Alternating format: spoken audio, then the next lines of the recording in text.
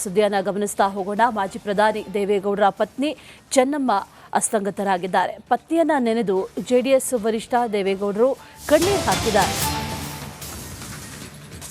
ಪದ್ಮನಾಭನಗರ ನಿವಾಸದಲ್ಲಿ ಗಣ್ಯರಿಂದ ಅಂತಿಮ ದರ್ಶನವನ್ನ ಕೂಡ ಪಡೆಯಲಾಗಿದೆ. ಸಿಎಂ ಡಿಕೆ ಶಿವಕುಮಾರ್, ಮಾಜಿ ಸಿಎಂ ಸಿದ್ದರಾಮಯ್ಯ ಜೊತೆಗೆ ಅನೇಕ ಸಚಿವರು, ಮಾಜಿ ಸಚಿವರು ಇವರೆಲ್ಲರೂ ಕೂಡ ಅಂತಿಮ ದರ್ಶನವನ್ನ ಪಡೆದಿದ್ದಾರೆ. ಇನ್ನು ದೇವೇಗೌಡರು ಹಾಗೂ ಕುಮಾರಸ್ವಾಮಿಗೆ ನಾಯಕರು ಸಾಂತ್ವನವನ್ನ ಕೂಡ ಹೇಳಿದ್ದಾರೆ. ಚೆನ್ನಮ್ಮ ಅಸ್ತಂಗತರಾಗಿರುವುದರಿಂದ ಅಂತಿಮ ದರ್ಶನವನ್ನ ಅನೇಕರು ಪಡೆದಿದ್ದಾರೆ. ಪದ್ಮನಾಭನಗರ ನಿವಾಸದಲ್ಲಿ ಅನೇಕ ಗಣ್ಯರು ಆಗಮಿಸಿ ಅಂತಿಮ ದರ್ಶನವನ್ನ ಪಡೆದಿದ್ದಾರೆ.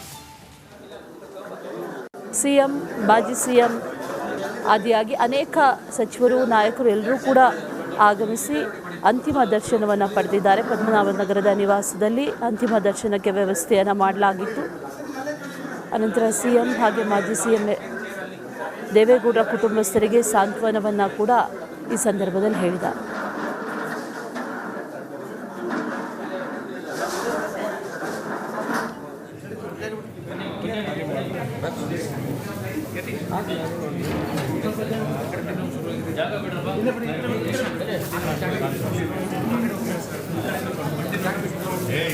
ಸ್ವಲ್ಪ ಯಾರಿದ್ದಾರೆ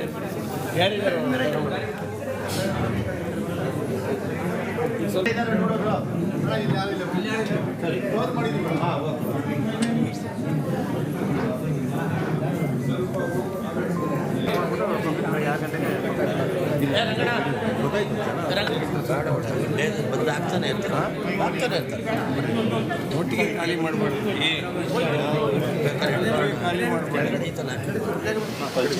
ನಮ್ಮ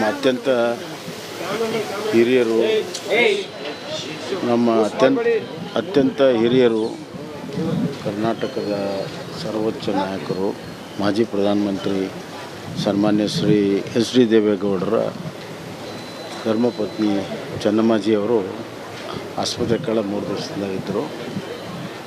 ಈಗ ಕೆಲವೇ ಕ್ಷಣಗಳ ಹಿಂದೆ ಅವರು ತಮ್ಮ ಕೊನೆಯ ಉಸಿರನ್ನು ಎಳೆದಿದ್ದಾರೆ.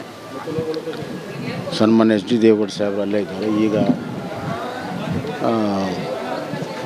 ಕೇಂದ್ರ ಸಚಿವರಾದ ಎಚ್ ಡಿ ಕುಮಾರಸ್ವಾಮಿ ಅವರು ಬಂದಿದ್ದಾರೆ. ಎಲ್ಲ ಕುಟುಂಬದ ಸದಸ್ಯರಿದ್ದಾರೆ. ಅವರ ಆತ್ಮಕ್ಕೆ ಶಾಂತಿ ಸಿಗಲಿ. ಇನ್ನು ಅನೇಕ ವಿಚಾರಗಳು ಮಾತಾಡೋದಿದ್ರು ಕೂಡ ಬೇರೆ ಸಂದರ್ಭದಲ್ಲಿ ಅವರ ವಿಚಾರವನ್ನು ಅವ್ರು ಮಾಡಿದಂಥ ತ್ಯಾಗ, ಮನೆಯಲ್ಲಿ ಎಲ್ಲರೂ ಕೂಡ ಒಟ್ಟಿಗೆ ತೆಗೆದುಕೊಂಡು ಹೋಗುವಂಥದ್ದು ಒಂದು ಹೆಣ್ಮಗಳು ಇಡೀ ನಮ್ಮ ರಾಜ್ಯದಲ್ಲೇ ಒಂದು ದೊಡ್ಡ ಎಲ್ಲ ಹೆಣ್ಣು ಕುಟ್ಟು ಮಕ್ಕಳಿಗೆ ಒಂದು ಮಾದರಿಯಾಗಿ ತ್ಯಾಗದ ಸ್ವರೂಪಿ ಅನ್ನೋದನ್ನು ನನಗೆ ಹೇಳಲಿಕ್ಕೆ ಭಾಳ ಈ ಚಿಕ್ಕ ವಯಸ್ಸಿಂದನೂ ಕೂಡ ಸುಮಾರು ದೇವೇಗೌಡರ ರಾಜಕಾರಣ ಸುಮಾರು 60-65-20 ವರ್ಷ ನಡೆದಿದೆ. ಹಾಗೆಲ್ಲ ಕೂಡ ಆ ಯಶಸ್ಸು, ಕಷ್ಟ, ಸುಖ, ನೋವು ಎಲ್ಲದಕ್ಕೂ ಕೂಡ ಪಾತ್ರರಾಗಿದ್ದಾರೆ. ಇದು ಭಾಳ ವಿಶೇಷ. ಅವರ ಆತ್ಮಕ್ಕೆ ಶಾಂತಿ ಸಿಗಲಿ. ಅವರೆಲ್ಲ ಬಂಧುಗಳು, ಕುಟುಂಬದ ಎಲ್ಲ ಸದಸ್ಯರು ಕೂಡ ಅವರು ಕಳ್ಕೊಂಡಂಥ ಶಕ್ತಿ ಸಿಗಲಿ ಅಂತೇಳಿ ಭಗವಂತನಲ್ಲಿ ನಾನು ಪ್ರಾರ್ಥನೆ ಮಾಡ್ತೀನಿ. ಅವರ ಆತ್ಮ ಚಿಕ್ಕ ವಯಸ್ಸಿನಲ್ಲೇ ಇಡೀ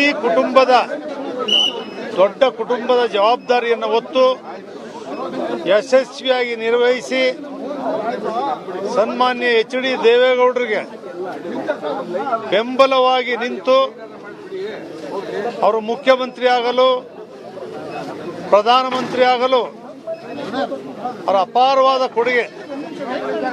ಅದು ಕುಮಾರಸ್ವಾಮಿ ಅವರು ಮುಖ್ಯಮಂತ್ರಿ ಆಗಲು, ರೇವಣ್ಣವ್ರ ಮಂತ್ರಿ ಆಗಲು, ಬಾಲಕೃಷ್ಣಗೌಡ, ರಮೇಶ್ ಅವರ ಎಲ್ಲ ಕುಟುಂಬ, ಅನಸೂಯ ಅವರು, ಶೈಲಜಾ ಅವರು, ಇಡೀ ದೊಡ್ಡ ಕುಟುಂಬವನ್ನು ದೇವೇಗೌಡರಿಗೆ ಜವಾಬ್ದಾರಿನ ಕೊಡದೆ ಎಲ್ಲ ಜವಾಬ್ದಾರಿಯನ್ನು ಹೊತ್ತು ಯಶಸ್ವಿಯಾಗಿ ನಿರ್ವಹಿಸಿದ್ದಾರೆ.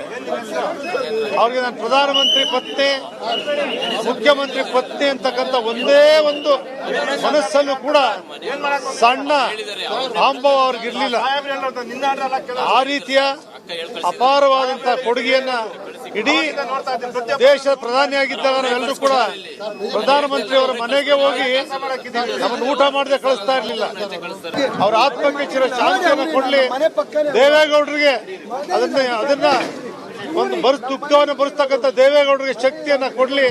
ನಾನು ಕೂಡ ದೇವೇಗೌಡರಿಗೆ ಹೇಳಿದೆ, ಸರ್ ಧೈರ್ಯವಾಗಿರಿ, ನೀವು ಇದು ಮಾಡಬೇಡಿ ಅಂತ ಹೇಳಿ ದೇವೇಗೌಡರು ಕೂಡ ಹೇಳಿ ಅವರಿಗೆ ಪೂಜಾ ಕಾರ್ಯಕ್ರಮವನ್ನು ನೆರವೇರಿಸ್ತೆ. ಅವರ ಆತ್ಮಕ್ಕೆ ಚಿರ ಶಾಂತಿ ಉದರ್ಲಿ. ಸ್ವರ್ಗದಲ್ಲಿ ದೇವರ ಸನ್ನಿಧಿಯಿಂದ ಎಲ್ಲರಿಗೂ ಆಶೀರ್ವಾದ ಮಾಡಲಿ ಆ ತಾಯಿ ಚೆನ್ನಮ್ಮನವರು ಅಂತೇಳಿ ಆ ತಾಯಿಗೆ ನಾವು ಸಮರ್ಪಣೆಯನ್ನು ದೇವರಿಗೆ ಮಾಡಿದ್ದೇವೆ. ದೇವೇಗೌಡರಿಗೆ, ಕುಮಾರಸ್ವಾಮಿಗೆ, ರೇವಣ್ಣನಿಗೆ, ಬಾಲಕೃಷ್ಣ, ರಮೇಶ, ನಮ್ಮ ಅನಸೂಯ, ಜಯಲಕ್ಷ್ಮಿ, ಶೈಲಜಾ, ಇವರೆಲ್ಲರಿಗೂ ದೇವರು ದುಃಖ ತಡ್ಕೊಳ್ತಕ್ಕಂಥ ಶಕ್ತಿ ಕೊಡಲಿ. ಡಾಕ್ಟರ್ ಮಂಜುನಾಥ್ರವರು ಕೂಡ ಭಾರಿ ಸೇವೆ ಮಾಡಿದರು ಅವ್ರ ಕಾಯಿಲೆಯಲ್ಲಿದ್ದಾಗ. ದೇವೇಗೌಡರ ಬಗ್ಗೆ, ಆರೋಗ್ಯದ ಬಗ್ಗೆನೂ ಕೂಡ ಡಾಕ್ಟರ್ ಮಂಜುನಾಥ್ ಅವರು 24 hours ಅವರನ್ನು ಮನೆಯಲ್ಲೇ ಇಟ್ಕೊಂಡು ಅವರು ಸೇವೆ ಮಾಡ್ಕೊಂಡು ಬಂದರು. ಇವತ್ತದ್ದೆಲ್ಲ ನಾನು ಕಣ್ಣಾರೆ ಕಂಡಿದ್ದೇನೆ. ವಿವರಿಸೋದಕ್ಕೆ ಶಬ್ದವಿಲ್ಲ. ಭಗವಂತ ಅವರ ಆತ್ಮಕ್ಕೆ ಶಾಂತಿ ಕೊಡಲಿ. ಇದೇ ನನ್ನ ಭಗವಂತನಲ್ಲಿ ಪ್ರಾರ್ಥನೆ. ಅತ್ಯಂತ ಒಂದು ರಾಜಕೀಯ ಕುಟುಂಬದ ಒಂದು ಸರಳತೆ, ಸಂಸ್ಕಾರ, ದೈವಭಕ್ತಿ ಇರ್ತಕ್ಕಂಥ ಒಂದು ಯಾರಾದರೂ ಸ್ತ್ರೀ ಇದ್ದರೆ ಅದು ಚೆನ್ನಮ್ಮನವರು ಅನ್ನೋದೇ ಒಂದು ನಾವೆಲ್ಲರೂ ಗುರುತಿಸಬೇಕಾಗತ್ತೆ. ಮತ್ತು 72 ವರ್ಷ ವೈವಾಹಿಕ ಜೀವನವನ್ನು ನಡೆಸಿರ್ತಕ್ಕಂಥ ಅದರಲ್ಲೂ ಸಹ ಅಪರೂಪದ ನಾವು ಸಂಗತಿನ ನೋಡ್ಬೋದು. ಮತ್ತು ದೇವೇಗೌಡರಿಗೆ ಮತ್ತು ಅವರ ಕುಟುಂಬಕ್ಕೆ ಅಥವಾ ದೇವೇಗೌಡರು ಮತ್ತು ಅವರ ಕುಟುಂಬದ ಜೊತೆಲಿದ್ದಂಥವ್ರಿಗೆ ಯಶಸ್ಸನ್ನು ಬಯಸ್ತಕ್ಕಂಥದ್ದು ಬಹುಶಃ ಮೊದಲಿಂದನೂ ನಾವು ನೋಡ್ಕೊಂಬಂದಿದ್ದೀವಿ. ಅವರ ಸಂಪರ್ಕದಲ್ಲಿ ನಾನು ಒಬ್ಬರ ತಾಯಿ ಸಮಾನ